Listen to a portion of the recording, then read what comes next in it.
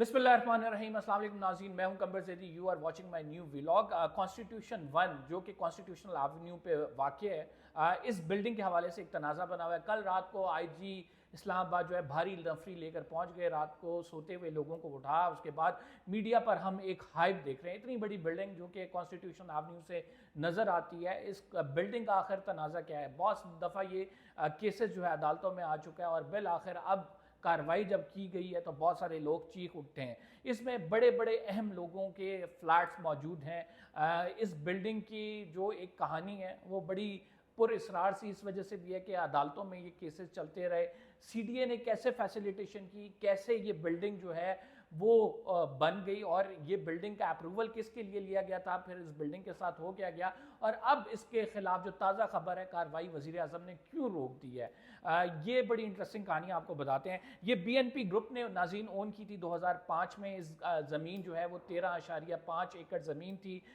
जो लीज़ की गई थी ये ज़मीन वो 4.8 अरब रुपए में उस टाइम पे लीज़ की गई थी। 15% जो पेमेंट है वो इसकी दी गई थी और इसके बाद सीडीए ने अलाउ कर दिया था कि आप यहाँ पर तामीर कर सकते हैं। इनिशियली ये जो अप्रूवल है वो यहाँ पर एक ग्रैंड होटल के लिए, जिसे आप कह सकते हैं कि 5 स्टार या 6 स्टार या 7 स्टार होटल के लिए जो है वो ये अलॉट की गई थी और कहा गया था कि रेड जोन के अंदर एक बड़ा होटल जो है तामीर किया जाएगा और वो जो है इंटरनेशनल स्टैंडर्ड्स पे पूरा उतरेगा। चूँकि आपको पता है सेरीना भी साथ है, मैरियट भी रेड जोन में वाक़ है, तो रेड जोन के अंदर एक इम्पॉर्टेंट जो है वो होटल की तामीर के लिए ये लीज़ की गई थी। लेकिन हुआ क्या, इसके बाद ये जो है तामीर इसकी जब शुरू की गई तो इसको फ्लैट्स में कन्वर्ट कर दिया गया, वो फ्लैट सेल आउट कर दिए गए। और इस दौरान जो बिस्मिल्लाह ग्रुप है, बिस्मिल्लाह कंस्ट्रक्शन ग्रुप और पैराग्रॉन जो ग्रुप है, बीएनपी जो पी से पैराग्रॉन ग्रुप है, इन दोनों के दरमियान आपस में तनाज़ा भी हुआ और पैराग्रॉन को गालिबन ख्वाजा साद रफ़ीक जो है वो ओन करते हैं और इन दोनों के दरमियान जब तनाज़ा हुआ तो इसका तस्फिया जो है वो ख्वाजा मोहम्मद आसिफ साहब ने कराया। और कहा जाता है कि इसके नतीजे में उनको यहाँ पे इस बिल्डिंग में फ्लैट भी एक दिया गया। अब इसके हवाले से पूरी जब आपको केस पता लगेगा कि इसके केस अदालतों में गए तो आपको खुद एक तो सबसे बड़ी यहाँ पे वॉयलेशन ये हुई कि ये ज़मीन दी गई थी आपको होटल के लिए, आपने इस पर 283 जो है वो फ्लैट्स बना दिए और 283 फ्लैट्स में से 194 के करीब फ्लैट्स जो हैं जो उनकी ख़रीदो फरोख्त जारी है, वो इन्वेस्टमेंट पर्पसेस के लिए हैं।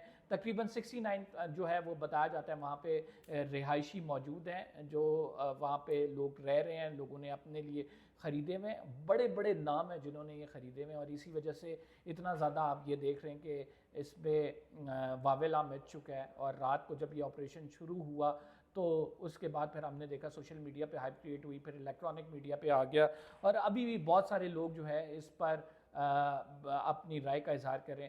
ये केस जो है जब आपने फ्लैट्स बना लिए, जब इसे होटल नहीं बनाया तो ये केस अदालत में गया।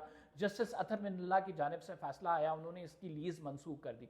लेकिन फिर जस्टिस साकिब निसार जो सुप्रीम कोर्ट के उस टाइम चीफ जस्टिस थे और जस्टिस इजाजुल एहसन, अच्छा जस्टिस इजाजुल एहसन की बड़ी इंटरेस्टिंग स्टोरी है। जस्टिस इजाजुल एहसन ये जो बीएनपी ग्रुप है इसको पहले जो है लीगल कंसल्टेंसी भी फराहम करते रहे हैं और अपनी रिटायरमेंट से 10 दिन पहले जब जस्टिस साकिब निसार ने ये केस लगाया तो जस्टिस इजाजुल एहसन उस बेंच में शामिल थे जिन्होंने ये फैसला दिया। उन्होंने जस्टिस अतहर मिनल्ला के फैसले को सेट असाइड कर दिया। अतहर मिनल्ला साहब ने कहा था कि ये ऐसा नहीं हो सकता, ये होटल के लिए दी गई है, इसमें आप अपार्टमेंट्स नहीं बना सकते।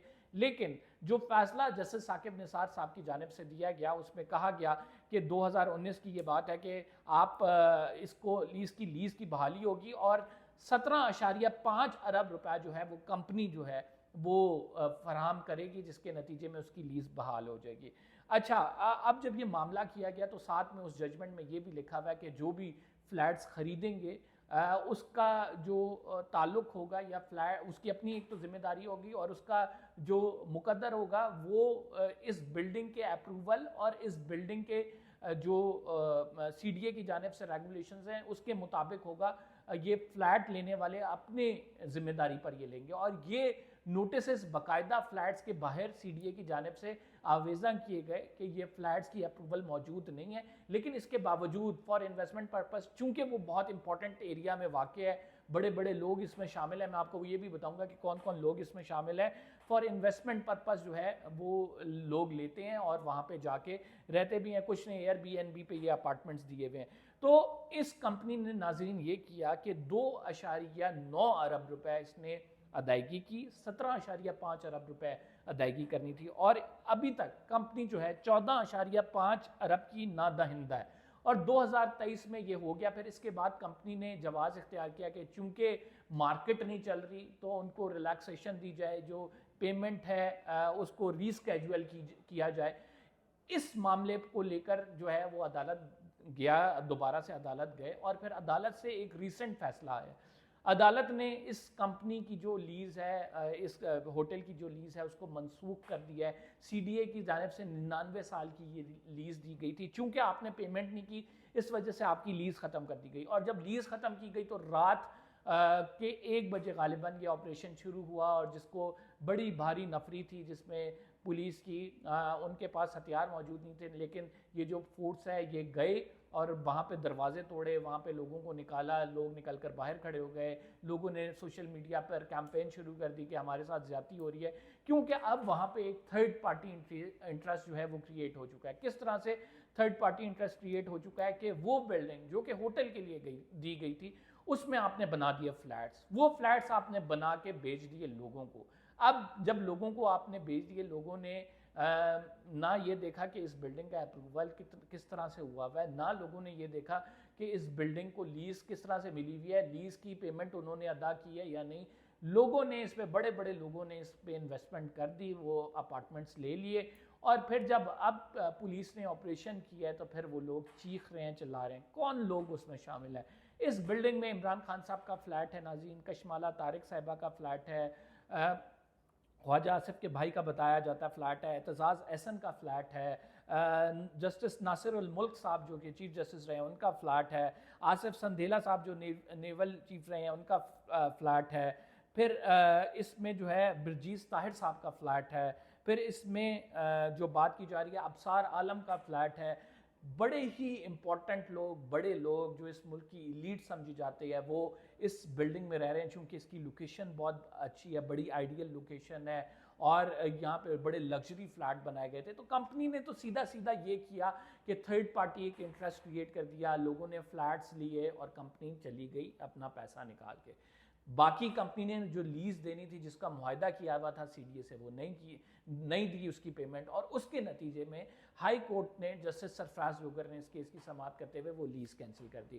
اب جن لوگوں کے فلیٹس ہیں, جن لوگوں کی انویسٹمنٹ ہے, وہ تو چیخ رہے ہیں, اور وہ چیخ رہے اس وجہ سے ہیں کیونکہ انہوں نے بڑی بھاری اماؤنٹ دے کر یہ جو ہے وہ فلیٹس خریدے ہیں, اور وہ کہہ رہے ہیں کہ ہم یہ کیا کر سکتے ہیں. پھر وزیر اعظم تک یہ بات جب پہنچی, طلال چودھری صاحب نے بھی اس پہ پریس کانفرنس کی, پھر وزیر اعظم نے کہا کہ ہم ایک کمیٹی بنا رہے ہیں جس میں اعظم نذیر تارڑ صاحب کو جو ہے وہ کمیٹی فائنڈنگز, اعظم نذیر تارڑ صاحب کے انڈر وہ کمیٹی بنی ہے, اور وہ فائنڈنگز وزیر اعظم تک 1 ماہ تک پہنچائے گی, 1 ہفتے کے اندر پہنچائے گی, اور اس کے بعد پھر اس پر کوئی فیصلہ کیا جائے گا. یعنی وزیر اعظم نے فوری طور پر جو ہے اس کا معاملہ روک دیا کہ کارروائی نہ کرے.